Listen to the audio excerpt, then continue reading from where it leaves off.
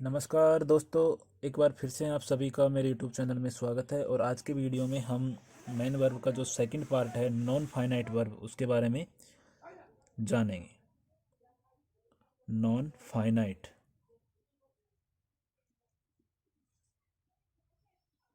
Non finite verb, इस topic के ऊपर में हम चर्चा करेंगे।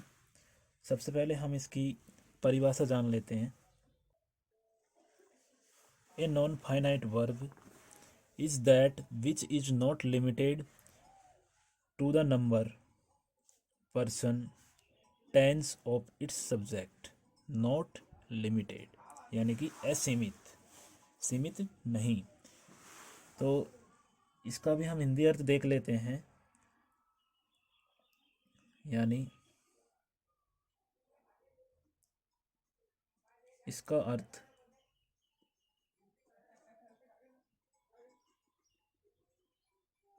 सीमित नहीं होता है यानी यह जो नॉन फाइनाइट वर्ब है वह अपने सब्जेक्ट यानी कर्ता के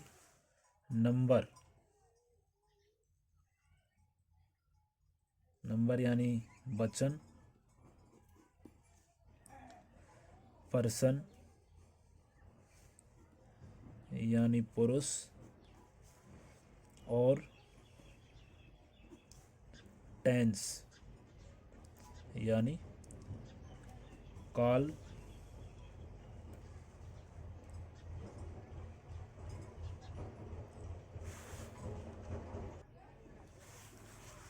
के साथ सीमित नहीं है। जैसे हम इसके कुछ एग्जाम्पल लेते हैं। पहला एग्जाम्पल ले रहे हैं हम, उसमें दे रखा है जैसे I want to play cricket. एक और लेते हैं, he wants to play cricket. एक वाक्य और लेते हैं दोस्तों, they want to play cricket. दोस्तों इन तीनों सेंटेंस को ध्यान से देखना, आपको इसमें क्या अंतर नज़र आ रहा है। आपको एक चीज़ तो सेम दिखाई दे रही होगी इसमें। जैसे देखिए, इसमें टू प्ले, इसमें भी टू प्ले और इसमें भी टू प्ले, ये बिल्कुल सेम। हम यहाँ पे बात ओनली वर्ब की कर रहे हैं, वर्ब की बात कर रहे हैं। तो ये चीज़ इसमें तीनों में सेम है। रही बात इनके सब्जेक्ट की, तो इस एक में आई है, एक में ही है और एक में दे है। यानी कि ये जो नॉन फाइनाइट वर्ब होती है, जो अपने कर्ता का जो नंबर होता है, वचन होता है, पुरुष होता है और काल होता है, तो उनके अनुसार ये नहीं बदलती है, उनके साथ ये सीमित नहीं रहती है, ये सभी के साथ एक समान आती है। जैसे देखिए दोस्तों, यहाँ पे सब्जेक्ट के अनुसार ये जो मैन वर्ब दे रखी है, तो ये तो इसमें क्या दे रखा है, अलग है। और ये इसके काल टेंस के अनुसार इसके साथ अपने सब्जेक्ट के अनुसार आ रही है। इसमें भी देखिए एक वचन करता है तो इसके अनुसार एक वचन क्रिया आ रही है। ये बहुवचन करता है तो इसमें भी ये बहुवचन क्रिया है। लेकिन ये तो फाइनाइट वर्ब हो गई। लेकिन ये नॉन फाइनाइट वर्ब जो होती हैं वो अपने कर्ता के नंबर, पुरुष, वचन के साथ में एग्री नहीं करती है। इसको भी हम एक लाइन के थ्रू समझ सकते हैं। जैसे देखिए कि इनमें वांट, वांट्स और वांट क्या है, फाइनाइट वर्ब है। फाइनाइट वर्ब है जो कि अपने कर्ता के अनुसार एग्री है, उसके अनुसार आ रही है। जबकि टू प्ले, तीनों वाक्यों में टू प्ले एक नॉन फाइनाइट वर्ब है।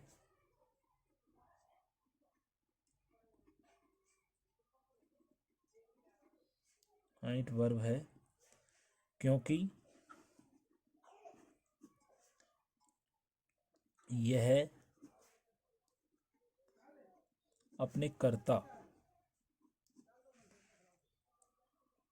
के नंबर, पर्सन और टेंस के साथ एग्री नहीं करती है। तो दोस्तों इस प्रकार से आप अच्छे से समझ गए होंगे और आप साथ के साथ में नोट्स भी बना सकते हैं जिससे ये आपके भविष्य में भी काम आएगी। अब हम इसके पार्ट के बारे में बात करते हैं कि नॉन फाइनाइट वर्ब जो कितने प्रकार की होती है उनके बारे में बात करते हैं। तो मैंने आपको जो एक वीडियो था वर्ब का सामान्य परिचय, उसमें एक टेबल के माध्यम से बताया था कि ये वर्ब जो है वो 3 प्रकार की होती है। एक बार फिर से मैं आपको बता रहा हूँ। एक तो होता है इन्फिनेटिव वर्ब,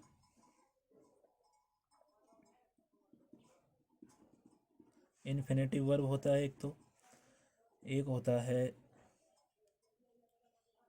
जिरंड और एक होता है पार्टिसिपल।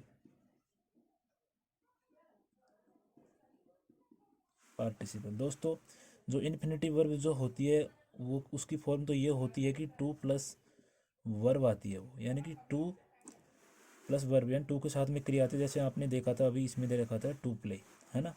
और जो जिरंड होता है दोस्तों, इसमें क्या होता है, जो वर्ब प्लस आईएनजी आता है, यानी कि वर्ब की आईएनजी फॉर्म आती है जो मैंने आपको बताई थी, चौथी फॉर्म होती है। और पार्टिसिपल में क्या होता है दोस्तों, पार्टिसिपल में होता है कि पार्टिसिपल में दोस्तों मतलब कि दो या दो से अधिक की जब क्रियाएं आती हैं वो उनमें पार्टिसिपल का प्रयोग होता है। तो पार्टिसिपल में ही ये भी ये जो ऊपर दे रखी है ये सब किस में आती है, पार्टिसिपल में ही आती है। तो पार्टिसिपल जो होता है उसके भी 3 रूप होते हैं, वो हम अभी आगे डिस्कस करेंगे। वो होते हैं, एक तो प्रेजेंट पार्टिसिपल होता है, एक परफेक्ट पार्टिसिपल होता है और एक पास्ट पार्टिसिपल होता है ना। तो उसके लिए हम अभी आगे विस्तार से चर्चा करेंगे। दोस्तों अब बात करते हैं हम इनके जो प्रकार होते हैं उनका प्रयोग हम किस तरीके से कर सकते हैं। सबसे पहले हम देखेंगे यहाँ पर कि जो इन्फिनेटिव होता है, इन्फिनेटिव और जिरंड, जिरंड जो होता है तो इनका प्रयोग वाक्य में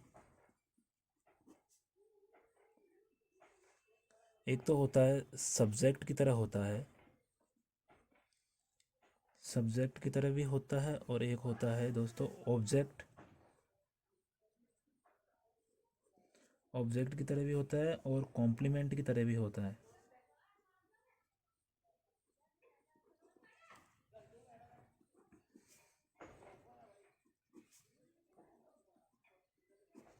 यानी कि इन्फिनेटिव और जिरंड का प्रयोग वाक्य, इन्फिनेटिव और जिरंड का प्रयोग एक वाक्य में हम सब्जेक्ट के रूप में कर सकते हैं, ऑब्जेक्ट के रूप में कर सकते हैं और कॉम्प्लीमेंट के रूप में भी हो सकता है। अब किस प्रकार से हो सकता है, पहले हम इन्फिनेटिव के उदाहरण देखते हैं।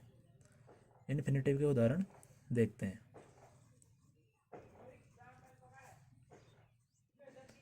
इन्फिनेटिव के उदाहरण देखते हैं। जैसे हम एक पहला सेंटेंस लेते हैं दोस्तों। यहाँ पर एक दे रखा है टू से, so is easy.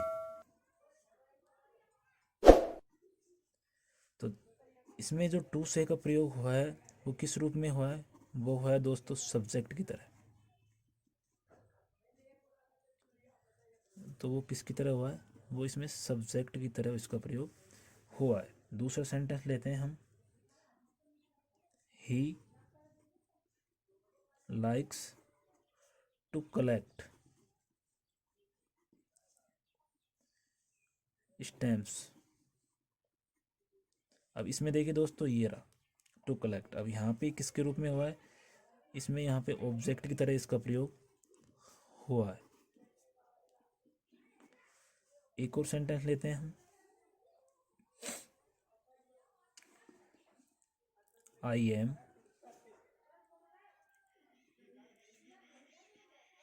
To say that, ये सेंटेंस है। अब इसमें टू से का प्रयोग यहाँ पे किसकी तरह हुआ है?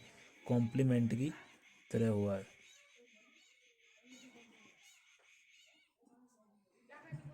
इस प्रकार से हम इन्फिनेटिव का प्रयोग कर सकते हैं दोस्तों। और यदि हम बात करते हैं यहाँ पे जिरंड के प्रयोग की, तो जिरंड के प्रयोग में क्या होता है, यहाँ पे तो टू प्लस वर्ब थी, मैंने आपको पहले ही बताया था। और जिरंड में क्या होता है, जिरंड में वर्ब जो मेन वर्ब होती है, यानी कि मेन वर्ब में आईएनजी लगा होता है। मेन वर्ब में आईएनजी लगा होता है, जो मैंने अभी आपको बताया था, वर्ब प्लस आईएनजी। तो इसका प्रयोग भी हम सब्जेक्ट, ऑब्जेक्ट और कॉम्प्लीमेंट की तरह कर सकते हैं। तो उसके लिए हम इसका भी एग्जांपल ले लेते हैं। जैसे पहला एग्जांपल लेते हैं इसका, हम एक दे रखा है कि walking is good for health. तो इसमें दे रखा है वॉकिंग, मेन वर्ब वॉक है, उसमें आईएनजी लगा हुआ है, तो इसमें किसकी तरह प्रयोग हुआ है? इसमें इसका प्रयोग सब्जेक्ट की तरह हुआ है, क्योंकि कर्ता की जगह पर आ रहा है। और दूसरा एग्जांपल हम ले सकते हैं, जैसे he is fond of catching. ये देख लीजिए दोस्तों, इसमें भी आईएनजी लगा हुआ है, कैचिंग फिश, यानी कि मैं मछलियाँ पकड़ने का शौकीन है। तो इसमें इसका प्रयोग ऑब्जेक्ट की तरह हुआ है। इस प्रकार इसका प्रयोग कॉम्प्लीमेंट की तरह भी होता है। अब हम बात करते हैं इसका जो तीसरा रूप है पार्टिसिपल, उसके बारे में। पार्टिसिपल के बारे में बात करते हैं। PARTIPLE, participle. अब दोस्तों देखिए, पार्टिसिपल का प्रयोग इसको तीन पार्टों में देख सकते हैं। पहला दे रखा है कि प्रेजेंट पार्टिसिपल। प्रेजेंट पार्टिसिपल इसका जो फॉर्म होता है वो क्या होता है? वर्ब प्लस आईएनजी होता है। वर्ब प्लस आईएनजी होता है प्रेजेंट पार्टिसिपल का। और इसका ही हम दूसरा देखते हैं। दूसरा दे रखा है जैसे पास्ट पार्टिसिपल।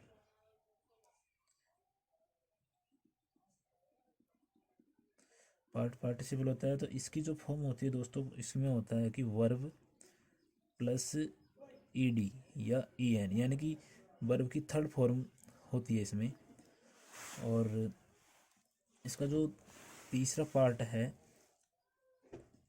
वो है परफेक्ट पार्टिसिपल। परफेक्ट पार्टिसिपल होता है, तो उसकी जो फॉर्म होती है वो ये होती है कि हैविंग प्लस पास्ट पार्टिसिपल यहाँ पे आता है। यानी कि पास्ट पार्टिसिपल का मतलब होता है वर्ब प्लस ईडी या ईएन होता है, यानी कि वर्ब की थर्ड फॉर्म इसमें होती है। तो ये परफेक्ट पार्टिसिपल होता है। यानी कि पार्टिसिपल का प्रयोग तीन तरीके से होता है: प्रेजेंट पार्टिसिपल, पास्ट पार्टिसिपल और परफेक्ट पार्टिसिपल। पार्टिसिपल के बारे में एक और महत्वपूर्ण बात है दोस्तों कि प्रेजेंट पार्टिसिपल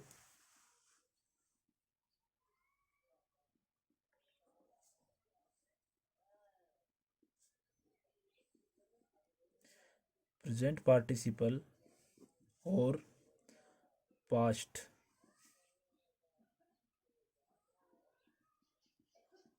पार्टिसिपल का प्रयोग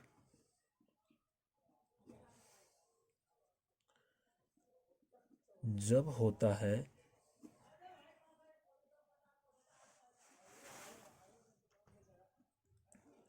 जब वाक्य के सभी भागों का सब्जेक्ट यानी कर्ता